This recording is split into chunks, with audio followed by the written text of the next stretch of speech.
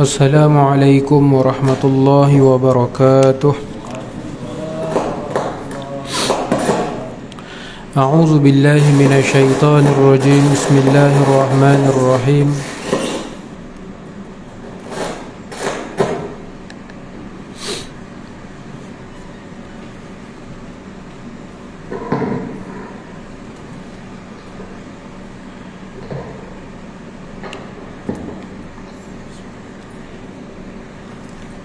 Assalamualaikum warahmatullahi wabarakatuh. A'udzu billahi minasyaitonir rajim. Bismillahirrahmanirrahim. Bismillah walhamdulillah. Wa bihi nasta'inu ala umurid dunya waddin. Asyhadu an la ilaha illallah wahdahu la syarika lah. وأشهد أن محمدا عبده ورسوله اللهم صل وسلم وبارك على سيدنا وحبيبنا محمد وعلى آله وصحبه أجمعين سبحانك لا علم لنا إلا ما علمتنا إنك أنت العليم الحكيم يا الله يا فتاح يا عليم افتح قلوبنا فتوح العارفين اللهم افتح علينا في قلوبنا فتوح العارفين وارزقنا فهم النبيين وإلهام الملائكة المقربين ولا حول ولا قوة إلا بالله العلي العظيم. Alhamdulillah, syukur pada Allah Subhanahu wa taala, sama-sama pada pagi ini masih lagi dipanjangkan umur kita, diberikan ruang dan peluang. Dengan baki umur yang ada, sama-sama dapat lagi kita menunaikan solat subuh secara berjemaah. Dan sama-sama dapat kita duduk di dalam majlis ilmu. Mudah-mudahan kita semua mendapat rahmat keberkatan daripada Allah Subhanahu wa ta'ala.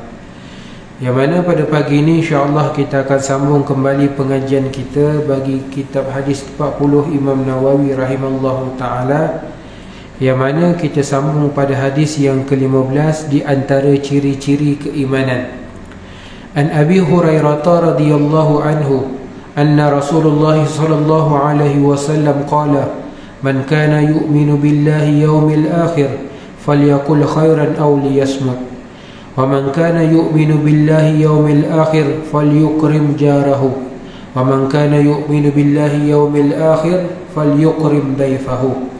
Daripada Sayyidina Abu Hurairah radhiyallahu taala anhu bahawa Rasulullah sallallahu alaihi wasallam bersabda, sesiapa yang beriman kepada Allah dan hari akhirat, dia hendaklah berkata yang baik atau diam. Sesiapa yang beriman kepada Allah dan hari akhirat, dia hendaklah memuliakan jiran tetangga. Sesiapa yang beriman kepada Allah dan hari akhirat, dia hendaklah memuliakan tetamunya. Yang mana pada pagi ini kita sambung kembali, yang mana tidak banyak berbicara walaupun pada perkara yang harus. Kerana boleh jadi yang harus itu membawa kepada perkara yang haram ataupun perkara yang makruh. Imam Tirmizi meriwayatkan hadis daripada Ibnu Umar daripada Rasulullah sallallahu alaihi wasallam yang mana baginda bersabda, la tuqsirul kalam bighairi zikrillah fa inna kathratal kalam bighairi zikrillah qaswatun lil qalbi wa innal ab'adan nas minallahi qalbu qasi. Janganlah kamu sekalian banyak berbicara pada barang yang bukan zikrullah. Yakni berbicara, berkata-kata, bercakap, bersembah pada perkara yang tidak mengingatkan kita kepada Allah.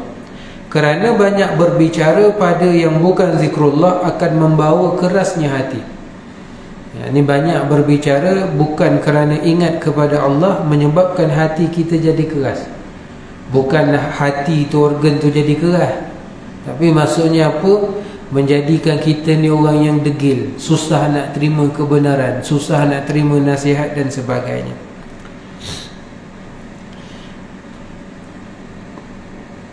Dan orang yang paling jauh daripada Allah Ta'ala adalah orang yang hatinya keras.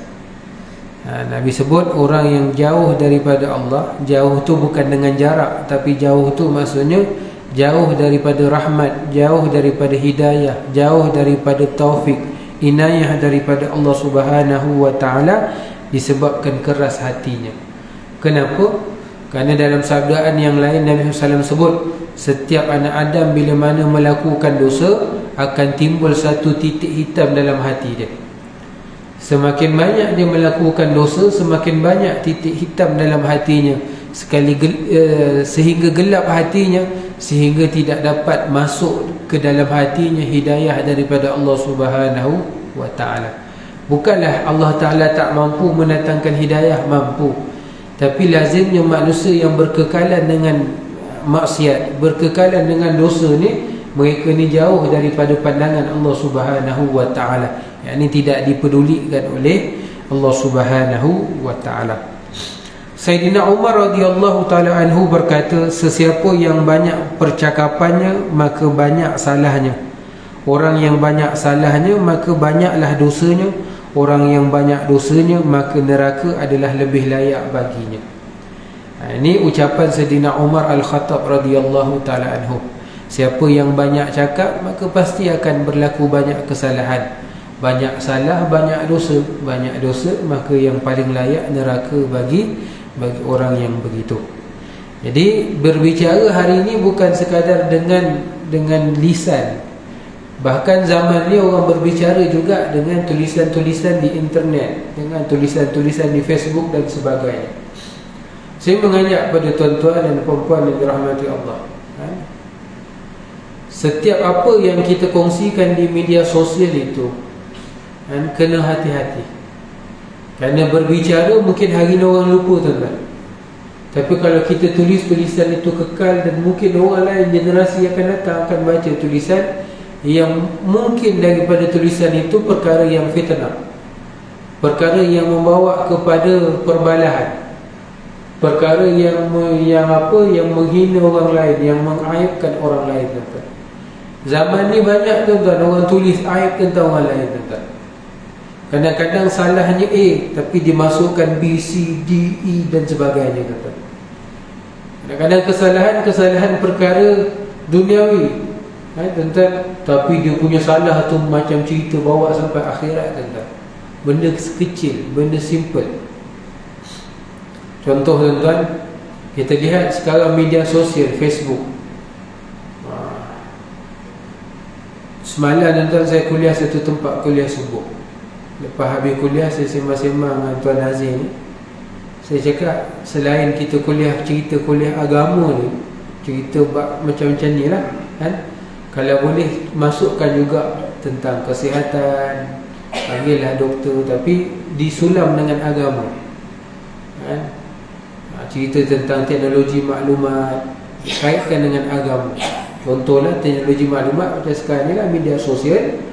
Apa kaitannya dengan agama? Ini agama ni membendung, ataupun agama ni mengajarkan adab-adab kita dalam menggunakan media sosial. Kalau tuan-tuan perasan, tuan-tuan, yang lebih banyak bergaduh dalam media sosial Facebook, siapa sekarang, tuan-tuan? Tuan perasan? Di kalangan para asatizah, ustaz-ustaz ni, tuan-tuan, zaman ni, tuan-tuan, duk cabar-mencabar, duk debat-berdebat, tuan-tuan. Muzakarah lah segala macam, tuan-tuan. Saya kalau orang macam ni, tuan-tuan, kalau depan saya, ni kepala orang A, ni kepala orang B, laga kan, tuan-tuan.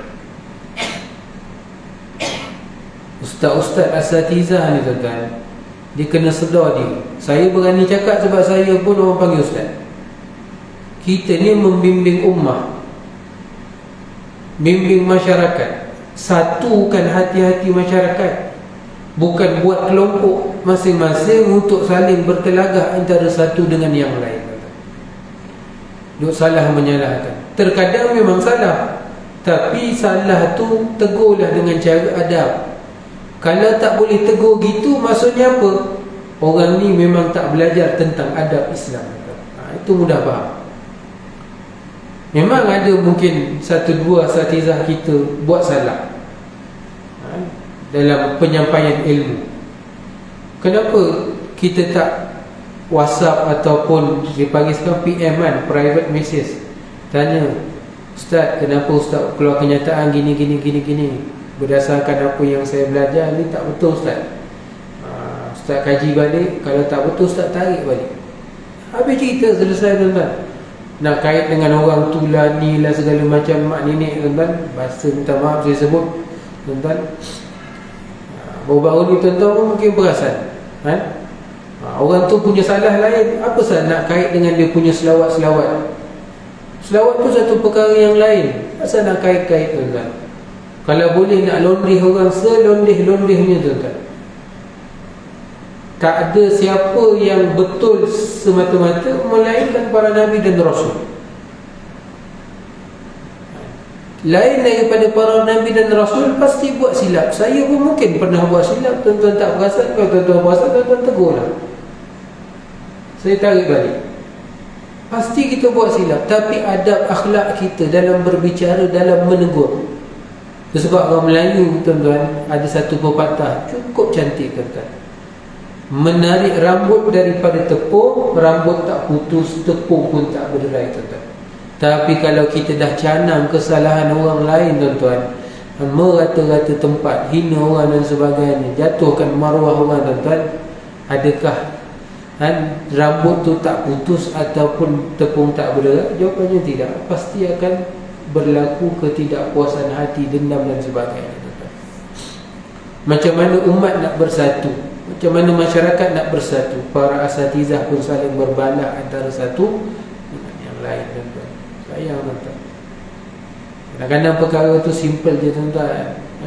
Saya banyak kali sebut sendiri, tuan-tuan.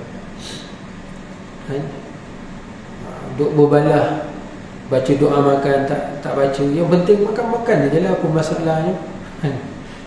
Yang penting makanan tu jangan makanan haram, makanan yang halal. Kunut tak kunut, itu tak penting. Yang penting sembahyang subuh. Sibuk kunut tak kunut, orang tak sembahyang subuh kat luar, macam mana kita nak pujuk ajak datang sembahyang subuh? Contoh. Talqin tak talqin, kenduri tak kenduri, yang penting ke bumi tanam dah selesai. Jangan bawa polemik yang menyebabkan perpecahan dalam masyarakat, tuan-tuan. Tuan-tuan perasan, tuan-tuan, ada satu hadis Nabi SAW. Ketika Nabi naik mimbar, Nabi ucapkan amin, amin, amin. Anak tangga pertama, anak tangga kedua, dan anak tangga ketiga. Sahabat tanya pada Rasulullah, ya Rasulullah, apa yang kau aminkan tadi? Rasulullah kata apa? Ketika Rasulullah panjat naik kepada mimbar tu, ketika itu datang Jibril alaihi salam, doa 3 perkara, tuan-tuan. Dan salah satu doa daripada 3 doa tu, doa Jibril alaihi salam, celaka orang yang bila mana disebut nama Nabi, dia tak nak selawat. Dia tak selawat pada Nabi. Dalam hadis yang lain Nabi SAW sebut, orang yang lupa selawat ke atasku, maka dia lupa jalan ke syurga. Maksudnya ada keluasan untuk kita selawat. Saya bukan nak cerita selawat, saya nak cerita ada golongan yang allergic sangat. Orang selawat pun susah hati. Oh, kalau macam tu, masuk dalam masjid, masuk dalam surau, selain baca Quran, selain zikir-zikir, kita nyanyi, tuan-tuan, dandut. Tak payah selawat-selawat. Selawat ini satu amalan bacaan dalam tahiyat. Tahiyat awal dan tahiyat akhir, tuan-tuan. Amalan kalau dah dalam sembahyang ada amalan boleh baca, tuan-tuan. Maksudnya apa? Amalan tu amalan yang baik. Bahkan dalam Quran Allah Ta'ala sebutkan innallaha wa malaikatahu yusalluna 'alan nabi sampai akhir. Saya pun malah saya tak payah terjemahkan, tuan-tuan pun dah tahu, selalu sangat kita dengar. Tapi ada juga nak pecah belahkan masyarakat, gaduh, oh ni selawat antara tarawih ni semua tak betul, Nabi tak buat, benda sesat, benda bid'ah, benda rosak dan segala macam. Tak nak buat dah, habis cerita kau punya pasal, kau punya pandangan. Kita pun tak adalah kata kau tak nak selawat antara tarawih tak sah. Tak pernah juga orang sebut gitu. Dan tak. Tapi jangan bawa polemik dalam masyarakat sehingga berlaku perbalahan. Bahkan kadang-kadang ustaz-ustaz ni, tuan-tuan, dia berbalah dalam Facebook.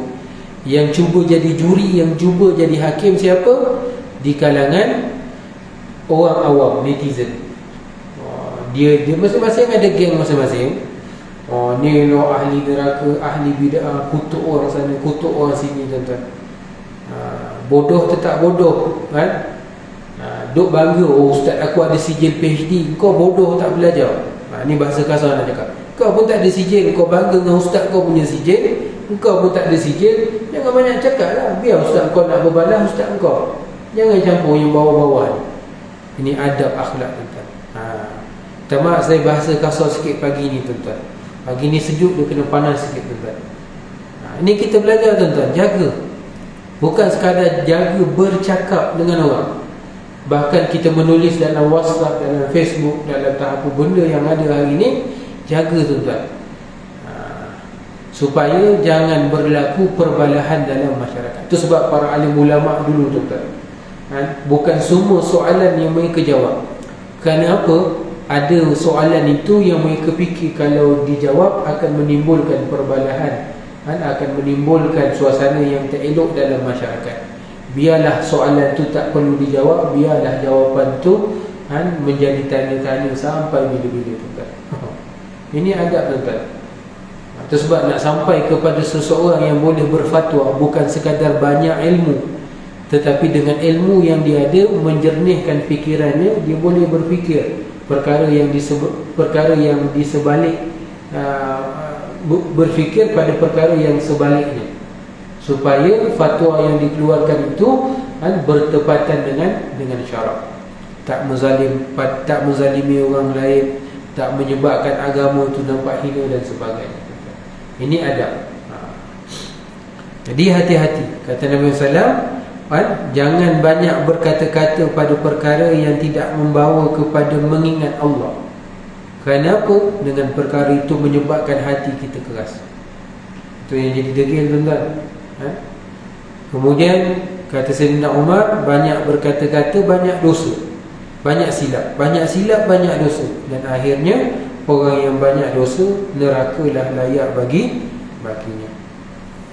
Kemudian seterusnya, wajib bercakap ketika ada keperluan, khususnya untuk menjelaskan kebenaran, melaksanakan amar ma'ruf dan nahi munkar. Man ra'a minkum munkaran falyughayyiruhu bil lisan. Barang siapa yang melihat akan kemungkaran, maka cegahlah dengan lisan dia. Cakap, tegur. Itu pun ada adab tertibnya. Kalau kemungkaran itu berlaku secara sembunyi-sembunyilah kau tegur orang.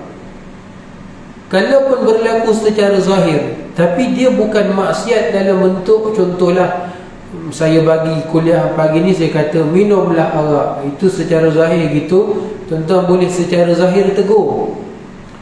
Secara zahir maksudnya apa? Saya cakap ni ada Facebook ke dan sebagainya, contohlah. Tuan-tuan pun boleh masuk dalam Facebook, Ustaz Aziz duk ajar mengarut. Ya betul. Tapi ada orang dia mengajar kebaikan, tapi benda tu tak tepat. Mengajar hukum hakam tapi tak tepat. Maka adabnya macam mana? Adabnya tegur dulu secara personal. Ustaz, hukum ni Ustaz sebut salah ni. Ustaz cek balik, Ustaz tengok balik. Nanti kalau betul salah, Ustaz bagi tahu dengan jemaah, Ustaz bagi tahu secara umum. Itu adab, betul. Jangan kita tak pernah tegur dia, kita tak pernah cakap secara personal, kita bongkarkan entah apa-apa tentang diri dia dalam media sosial, dalam masyarakat awam dan sebagainya, tuan-tuan. Itu sebab terkadang tuan-tuan, orang dia nak bagi nasihat pada kita, maksudnya dia nak bercakap dengan perkara yang baik. Cuma terkadang-kadang apa yang dia sampaikan tu tak tepat. Jadi adakah dia sengaja nak buat salah pada kita, nak buat benda tak elok? Tidak. Maka adabnya kita tegur dia dengan cara yang elok. Contoh tuan-tuan, terkadang tersebar hadis-hadis palsu di luar. Kita sendiri kadang-kadang WhatsApp, kita sendiri buat macam-macam lah. Niat apa? Bukan orang tu tahu hadis palsu tuan-tuan. Niatnya apa? Niatnya nak berkongsi hadis Nabi, nak berkongsi kebaikan pada orang lain. Niatnya baik. Memang betul perkara yang baik, perkara tidak menghalalkan cara, kan? Memang betul. Tapi kalau orang tu tahu, tuan-tuan rasa dia nak sebar ke hadis palsu? Tidak. Maka kita ni janganlah allergic sangat. Oh, hantar ni sebar hadis palsu, hantar ni tak ada tempat lain melainkan neraka untuk hantar. Betul. Itu bukan tu cara dia. Cakap elok-elok. secara personal. Kamu ni dapat hadis ni daripada mana? Kan? Kamu tahu tak status hadis ni? Mesti dia akan jawab, saya tak tahu Ustaz. Oh, berdasarkan apa yang saya pelajari, hadis ni hadis yang palsu. Kalau boleh jangan sebar-sebarkan lagi. Dah selesai dah. Kenapa kita nak bagi tahu orang lain, oh ni konon penyebar hadis palsu dan sebagainya? Tahap kemampuan keilmuan seseorang berbeza antara satu dengan yang lain, tuan-tuan. Macam saya baca kitab-kitab yang masyhur. Saya tak berani nak sebut kitab besar, tuan-tuan. Nanti orang nampak, oh Ustaz ni macam angkat diri. Saya baca kitab-kitab yang masyhur supaya hadis-hadis yang ada dalam ni tidak diragui kesahihannya. Lebih mudah. Sebab saya pun bukan pakar hadis, saya bukan ulama hadis, saya bukan ilmuwan hadis, saya bukan muhaddisin. Jadi saya baca kitab-kitab para alim ulama yang diyakini keilmuannya dan kemasyhuran kitab-kitab mereka ni. Jadi hati-hati, tuan-tuan. Jadi bercakap dengan perkara yang perlu sahaja, untuk menjelaskan kebenaran, melaksanakan amar ma'ruf, yakni mengajak manusia kepada kebaikan, dan menolak perkara mungkar. Tegurlah pada perkara mungkar. Kita salah orang lain macam-macam hal kita cari kan, tapi yang sepatutnya selalu tegur, jangan kita tegur. Contohlah sekarang ni, tuan-tuan, peraturan pun dah mula longgar kan? Memang masih kena bawa sejadah lagi, tuan-tuan. Tapi kalau boleh adjust lah sejadah, tuan-tuan. Kasih rapat-rapat sembahyang, jangan jarak-jarak.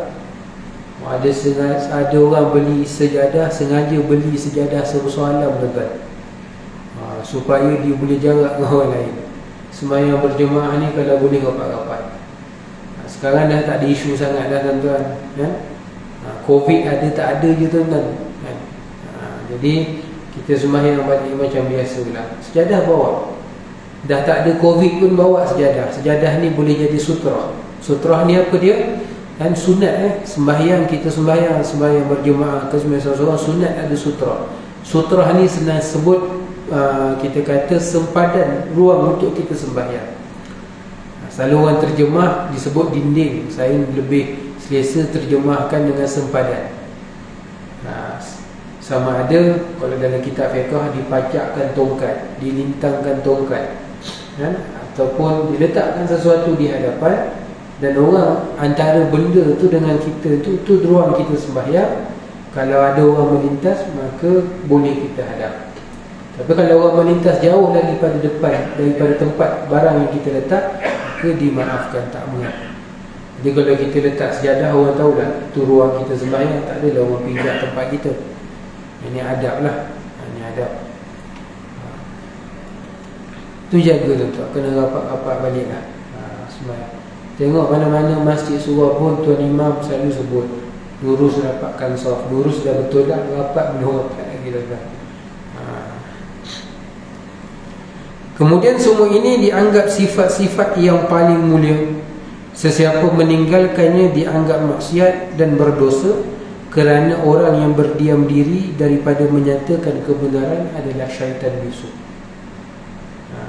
Jadi yang disebut tadi, sifat-sifat tadi kan, menjelaskan kebenaran, melaksanakan amar ma'ruf dan nahi mungkar, ini sifat-sifat mulia, dan siapa yang meninggalkan sifat ini, maka dia berdosa. Dia berdosa. Dan termasuk daripada yang disebut dengan syaitan bisu. Sengaja diam, biarkan maksiat berlaku dan tidak didik, tegur masyarakat dengan kebaikan. Kemudian seterusnya, dalam hadis ini disebutkan, siapa yang beriman kepada Allah dan hari akhirat, maka muliakan jirannya ataupun tetangganya. Di antara kesempurnaan iman dan kebenaran Islam ialah berbuat baik kepada jiran tetangga dan tidak menyakitinya, sebagaimana disebutkan oleh Rasulullah SAW dalam hadis ini. Ini akhlak orang Islam kan, memuliakan jiran. Jiran ni lebih kurang 40 rumah di sekeliling kita. Tuan-tuan lagi lah, tuan-tuan, rumah tuan-tuan dekat-dekat, rumah bercantum-cantum, tuan-tuan, rumah taman. Orang rumah taman ni selalu tak ada isu sangat kot. Masing-masing dah lali tuan. Tak heran lah tuan. Kan? Orang kampung je tentang rumah jauh-jauh lah misalnya. Sikit hal sikit terasa tu, terasa ni tuan. Tapi dikatakan jiran itu 40 rumah yang berhampiran dengan rumah kita. Itu jiran. Maka Nabi mengajarkan kepada kita salah satu ciri akhlak orang yang beriman, iaitu orang yang memuliakan jiran. Ambil peduli tentang kehidupan berjiran.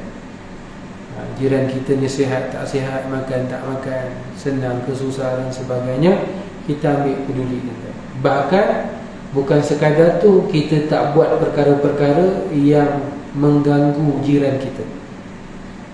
Mengganggu jiran kita. Kadang parking, dia contoh rumah taman tuan, kan? Satu rumah kadang 3-4 kereta. Parking pula sambung parking depan rumah jiran tuan. Jiran nak keluar duk sibuk manggil dia. Tak elok, tak apa nak kena tuan. Tak apa nak kena. Rumah macam ni okey lagi tuan. Kena pula rumah apartmen tuan. Dia parking tak lepas handbrake, dia tarik handbrake tuan. Nombor telefon tak tinggal, orang nak keluar lah tuan. Dia dah pergi blok kereta orang lain, double parking. Dah tuan satu hal. Mana nak cari rumah flat kalau kereta tu orang kenal tak tahu. Ini adab berjiran, ataupun akhlak kita dalam berjiran. Yang mana firman Allah Subhanahu wa taala, wa'budullaha wa la tusyriku bihi syai'an wa bil walidaini ihsana wa bizil qurba wal yatama wal masakin wal jari zil qurba wal jari junubi wa sahibil bil jambi. Dan hendaklah kamu beribadah kepada Allah, dan janganlah kamu sekutukannya dia dengan sesuatu apa jua pun, dan hendaklah kamu berbuat baik kepada kedua ibu bapa. Ini penting. Wabil walidaini ihsana. Dan hendaklah kamu berbuat baik dengan kedua ibu bapa dan kaum kerabat. Saudara mara kita lah. Kita duk sibuk tolong orang lain, saudara mara kita tak peduli. Saya nak sebut sikit tuan-tuan. Walaupun dia macam ni tuan-tuan. Ni kan musim nak korban tuan-tuan, nak raya haji. Saya tengok tuan-tuan, perkara ni dah makin menjadi-jadi sebenarnya tuan-tuan. Perkara ni dah menjadi-jadi tuan-tuan. Antaranya apa tuan-tuan? Buat korban luar negara tuan-tuan. Saya ada je orang tanya tuan-tuan, walaupun saya buat akikah, saya buat akikah tu bukan untuk bisnes, niaga. Kami buat ada program infak sabil bagi makan orang tuan-tuan. Jadi siapa yang nak buat akikah, kami sembelih daging tu nanti masak ataupun bagi daging mentah bagi orang susah kat Mekah tuan-tuan. Itu sebab saya tak buat banyak. Sekali saya pergi mungkin paling banyak pun 10 ekor je tuan-tuan. Sebab apa tuan-tuan? Kenapa kita tak buat banyak? Tak nak jadi perkara tu kebiasaan dalam masyarakat. Lagi-lagi korban tuan-tuan. Korban ni afdalnya kat tempat sendiri tuan-tuan. Afdalnya tempat sendiri. Tapi kalau dah promote pergi korban luar negara tuan-tuan, saya ambil contoh. Contohnya pergi Kemboja tuan-tuan. Sampai satu rumah dapat 1 ekor lembu tuan-tuan. Maksudnya apa? Dah terlalu banyak orang buat korban di sana. Memang orang nak buat sebab murah tuan-tuan, bukan sebab nak bantu bagi orang makan tuan-tuan. Sebab murah. Kemudian tuan-tuan buat korban kat Mekah tuan-tuan. Tuan-tuan, kalau buat haji tamattu kan kena dam kan? Kalau 1 juta jemaah haji tuan-tuan, kalau separuh, tak payah kita ambil 1/3 tuan-tuan, yang buat haji secara haji tamattu tuan-tuan, kena dam 300,000 ekor tuan-tuan. Itu dam. Belum lagi orang nak buat korban tuan-tuan. Mau tak lebih 1 juta tuan-tuan, kambing kena sembelih kat sana kan? Binatang korban tuan-tuan. Mana pergi daging-daging tu tuan-tuan? Memang betul lah, daging-daging tu dipakkan, dihantar, saya dengar dihantar ke Afrika tuan-tuan. Kan terlebih-lebih di sana, kan lebih baik jangan tinggalkan syiar buat korban di sini tuan. Saya tak kata salah tuan-tuan. Kalau orang betul tak mampu, dia mampu RM500, satu bahagian sini dah 800 kan? Nak beli kambing memang tak dapat, memang RM1,000 lah, habis lagi mahal tuan-tuan. Tak mampu, dia nak buat juga, tak apalah, itu jalan pilihan dia kan? Ada jalan alternatif dia nak buat korban. Tapi kalau dah Mercedes menjalau tuan-tuan, BMW menjalau, rumah 3-4 tingkat, kaya-kaya tuan-tuan, selesaikanlah kat sini dulu tuan-tuan. Buat satu bahagian sini, satu bahagian buat tempat lain, contohlah. Jangan sampai satu masa nanti masjid tak ada korban tuan-tuan. Masjid tak buat korban. Sebab kenapa saya sebut ni tuan-tuan, ada satu masjid dalam Selangor ni tuan-tuan duk promosi korban di Mekah tuan-tuan. Apalah tuan-tuan. Sebab tu masjid ni tempat komuniti, tempat masyarakat. Galakkan buat di sini, galakkan masyarakat berkumpul dan kongsikan daging dengan masyarakat sama-sama tuan-tuan. Bukan suruh masyarakat pergi buat kat luar, masjid pagi raya tutup, sembahyang raya je tuan-tuan. Tak kena, fungsi masjid tak kena macam tu tuan-tuan, tak sesuai. Tapi inilah isu hari ni tuan-tuan. Banyak lagi lah sebenarnya cerita tuan-tuan, apa yang berlaku di Tanah Suci tuan-tuan, berkenaan dengan buat sembelihan-sembelihan tuan-tuan. Lagi-lagi yang murah-murah tuan-tuan, jangan percaya. Buat murah RM259. Sembelih, memang sembelih betul, tapi sembelih buat syarat je tuan-tuan, tumpah darah. Habis sembelih, bagi balik kambing tu pada toke kambing tuan-tuan. Toke kambing jual, itulah untung tu tuan-tuan. Maksudnya bayar tu bukan bayar untuk nak sembelih ambil daging bagi sedekah orang, tapi bayar untuk sekadar nak cukup syarat sembelih je tuan-tuan, servis. Ada sampai macam tu tuan-tuan. Benda boleh buat duit tuan-tuan, semua orang nak buat duit. Na'udzubillahi min zalik tuan-tuan. Hati-hati. Macam contoh ni, sekarang orang pergi haji tuan-tuan. Orang Saudi sendiri tuan-tuan, orang Mekah contohlah, nak buat haji dia kena apply permit. Package paling murah dia boleh dapat RM10,000. Package paling murah nak buat haji RM10,000. Kita kat luar ni bersepah-sepah, badal haji RM2,000, RM2,500, RM3,000. Ni bohong tuan-tuan, bohong. Mana ada macam tu tuan-tuan. Nak dapat permit pun mahal, package pun dah RM10,000. Siapa nak buatkan haji mau bagi free tuan-tuan, bayar RM3,000 kan? Kalau RM3,000 lebih kurang RM2,500, RM3,000, RM2,500 lebih kurang lah kan? Kemudian yang lain orang tu top up sendiri. Tak adanya tuan-tuan. Tak ada tuan-tuan. Ini hati-hati. Ini berlaku tuan-tuan, berlaku. Tuan-tuan kalau kita kena macam ni, tuan-tuan minta balik duit. Kalau dia tak nak bagi, tuan-tuan cakap saya report polis. Ini tuan-tuan. Kalau seorang RM3,000, 10 orang RM30,000 tuan-tuan. 30 orang nak cari saya tuan-tuan, tak larat nak jawab je tuan-tuan. Saya dah kuliah-kuliah macam ni, saya cakap tak ada badal haji kan? Nak pergi haji sendiri lagi senang kan? Orang tak percaya tuan-tuan. Orang WhatsApp saya, telefon ustaz, ada buat tak badal haji dan sebagainya. Tak ada. Jangan percaya tuan-tuan. Itu yang berlaku kat Tanah Suci. Hati-hati.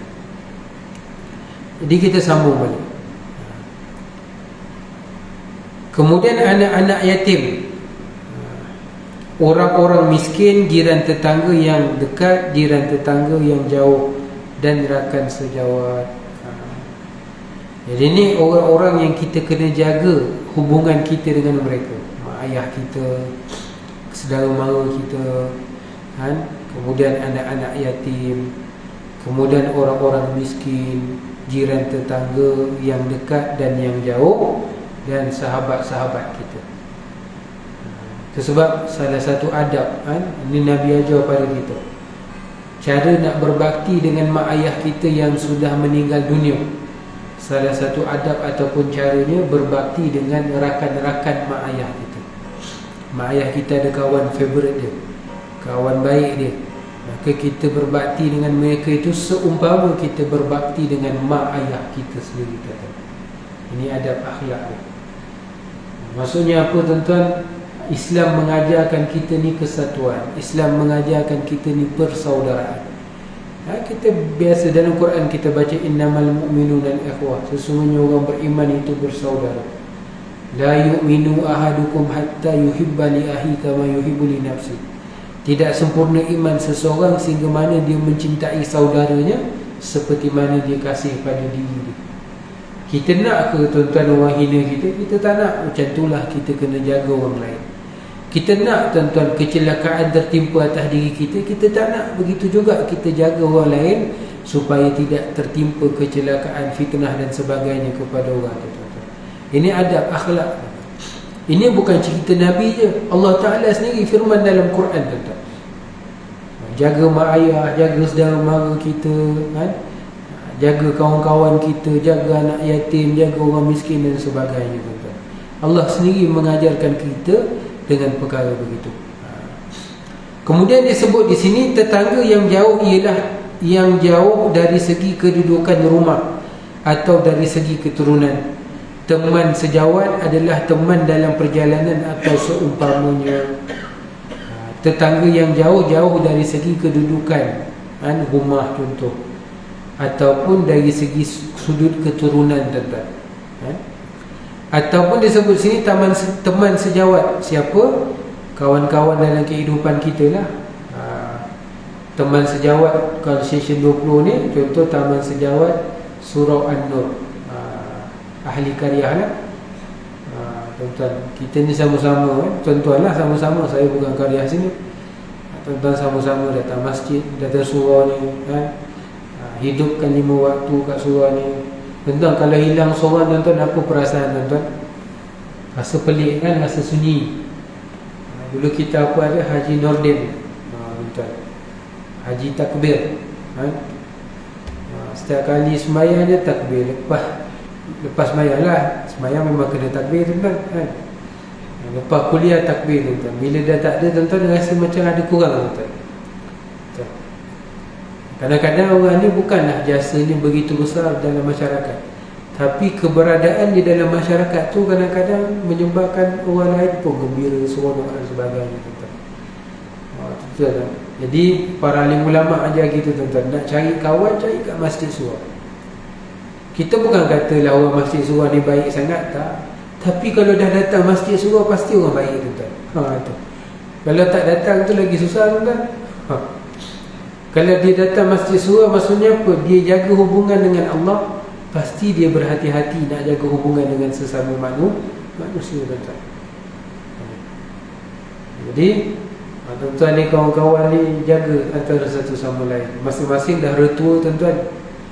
Bukan remaja lagi dah. Remaja purba, tuan-tuan. Rumah kata pergi, kubur kata mari, tuan-tuan. Tapi kita singgah sekejap kat surau, tuan-tuan. Jadi jaga, doakan antara satu sama lain, tuan-tuan. Mudah-mudahan kita ni akan tolong-menolong, bantu-membantu di akhirat nanti, tuan-tuan. Jadi saksi, oh ni haji ni dulu memang kaki surau, ya Allah ampunkan dosa dia, ya Allah, contoh. Jadi saksi lah. Jadi kita sama kita jadi saksi. Mudah-mudahan Allah Ta'ala kumpulkan balik nanti kita dalam syurga. Contoh majlis ilmu ni. Majlis ilmu ni tamat daripada taman syurga, kata Nabi SAW. Jadi kita duduk dalam taman syurga ni, tuan-tuan. Mudah-mudahan nanti Allah Ta'ala kumpulkan kita betul-betul nanti duduk dalam taman syurga, dalam syurga Allah Ta'ala di hari akhirat nanti, tuan-tuan.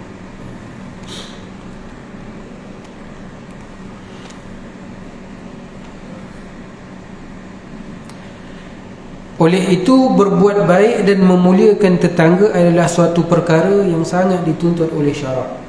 Bahkan perhatian yang pernah diberikan oleh Islam terhadap tetangga tiada tandingnya di dalam sejarah perhubungan sosial. Lihatlah hadis diriwayatkan oleh Imam Bukhari daripada Sayyidatina Aisyah radhiyallahu ta'ala anha. Katanya Rasulullah SAW telah bersabda, mazala Jibrilu yusini bijari hatta zanantu annahu sayurisuhu Yang ini malaikat Jibril alaihissalam sentiasa berpesan kepadaku tentang jiran tetangga, sehingga aku menyangka bahawa Jibril akan menjadikan jiran tetangga sebagai waris seseorang. Jadi Jibril selalu ingatkan Nabi SAW berkenaan dengan jiran tetangga, sehingga Nabi menyangka jiran tetangga boleh mewarisi akan harta peninggalan kita. Nak tunjuk betapa Islam sangat menjaga, sangat mementingkan menjaga keharmonian dalam berjiran, tuan-tuan. Dalam berjiran. Tuan-tuan tengok hebat tuan-tuan negara Islam, orang Islam, tuan-tuan. Tak ada orang boleh nafikan kehebatan Islam, tuan-tuan. Tuan-tuan pergi mana-mana negara Islam dalam dunia ni, tuan-tuan, sekaya-kaya negara dan sampai kepada semiskin-miskin negara umat Islam, tak pernah ada orang kafir yang jadi jiran orang Islam dizalimi, tuan-tuan. Takkan pernah berlaku, tuan-tuan. Tak ada dalam sejarah berlaku, tuan-tuan. Pasti hak dia akan diberikan, tuan-tuan. Ini hebatnya orang Islam, tuan-tuan. Contoh negara kita, tuan-tuan. Negara kita kan berbilang bangsa, budaya dan agama, tuan-tuan. Ada orang Hindu, ada orang Buddha, ada orang Kristian, dah macam-macam agama lah, tuan-tuan. Ada ke kita pergi robohkan kuil Hindu, tuan-tuan? Bahkan surau masjid orang Islam lah banyak kena roboh, tuan-tuan, dalam negara. Buat masjid, datang dia tolak, roboh alasan macam-macam lah kan. Itu cerita politik, saya tak nak campur lah. Tapi nak tunjuk, tuan-tuan, tak ada kuil Hindu yang orang Islam pergi bergerak, tak puas hati kita robohkan. Kecil ke besar, tak ada, tuan-tuan. Gereja ke, tokong ke, kita tak buat, tuan-tuan. Ada ke contoh, tuan-tuan, kalau musim apa ni, saya pun tak tahu nak cakap apa, tuan-tuan. Sebab saya sebut ni sebab sebelah rumah mentua saya ni ada tokong, tuan-tuan. Dia sampai satu masa, tuan-tuan, ada malam entah apa, ada konsert, tuan-tuan. Adalah lagu dia, tuan-tuan. Saya pun tak nak sebut dalam surau. Dah hafal, tuan-tuan. Lagu Cina, tuan-tuan. Sampai parking dekat depan gate rumah orang tua saya, tuan-tuan. Kita tak marah, tuan-tuan. Kita tahu kita ni hidup berkongsi, tuan-tuan. Satu negara berkongsi tanah, berkongsi tempat yang sama. Kita tak kisah dia punya hal. Bukan kita hormati agama dia. Lakum dinukum tu, bagi kamu agama kamu, bagi aku agama aku. Maksudnya apa? Kau punya hal lah. Itu maksud penghormatan kepada orang lain agama, bukan menghormati agama lain. Itu jangan salah faham, tuan-tuan. Menghormati agama lain maksudnya apa? Kita redha dengan agama tu. Salah. Akidah tak betul macam tu, tuan-tuan. Yang disebut ni apa? Menghormati orang lain agama. Kita hormat dia punya pasal lah. Dia nak buat apa, dia punya hal. Bila kena musim tai pusam, tuan-tuan, habis orang gombak, tuan-tuan, orang batu kef, tuan-tuan, jam jalan, tuan-tuan, tutup jalan sana, tutup jalan, semata-mata nak bagi bergerak, tuan-tuan. Pernah kita marah, tuan-tuan? Kita tak kisah. Sebab umat Islam diajar, itulah surah Al-Kafirun, lakum dinukum waliyadin. Kau punya pasal. Kita hanya berdakwah, beri nasihat, kan? Beri peringatan, kan? Beriman kepada Allah, ajak beriman kepada Allah. Kau nak ikut tak nak, sudah. Kau punya pasal. Kita takkan ganggu, bahkan kita takkan zalimi mereka sesekali, tuan-tuan.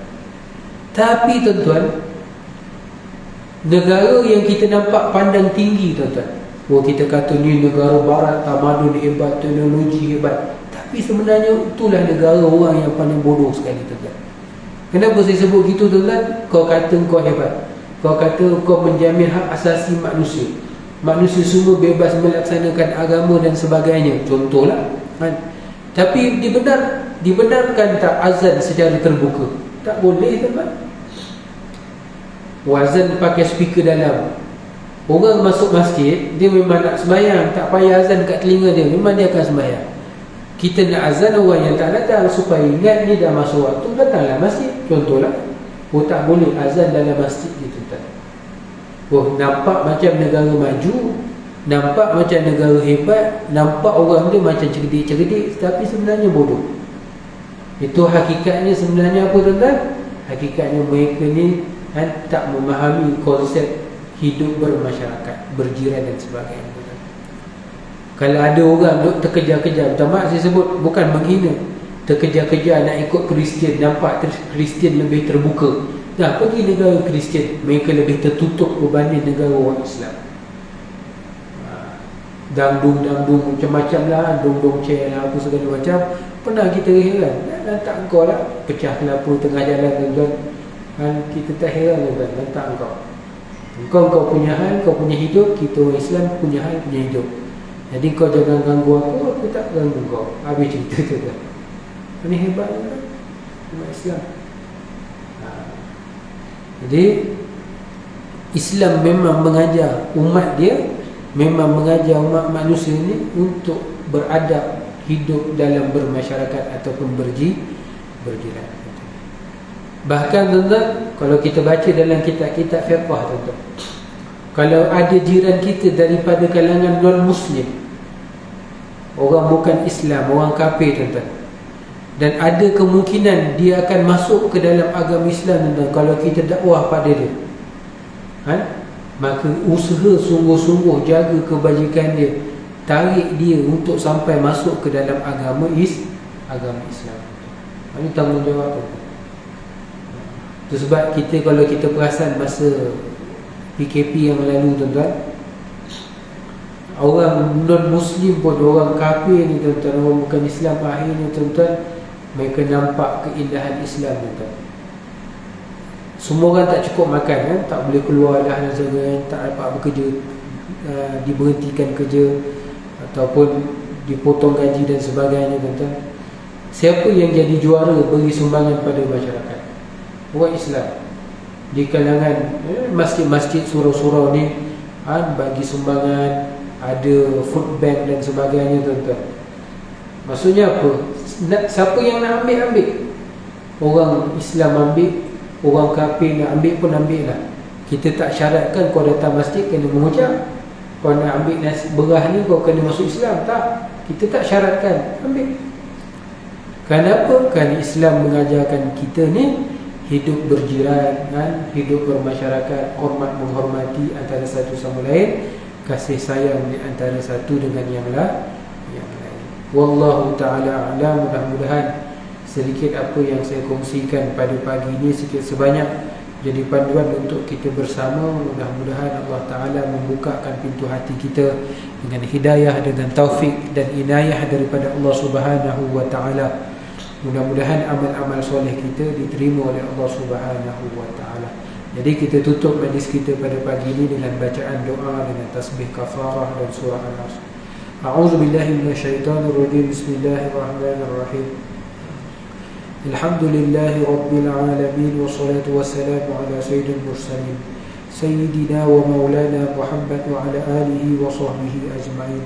Allahumma nawwir qulubana bi nuri hidayatik kama nawatal arda bi nuri syamsika wal qamarika abadan abada bi rahmatika ya arhamar rahimin. Ya Allah, ya Tuhan kami, limpahkanlah cahaya hidayah dalam hati kami seperti mana cahaya matahari dan bulanmu selama-lamanya dalam kerahmatan, keberkatan dan pengampunanmu ya Allah.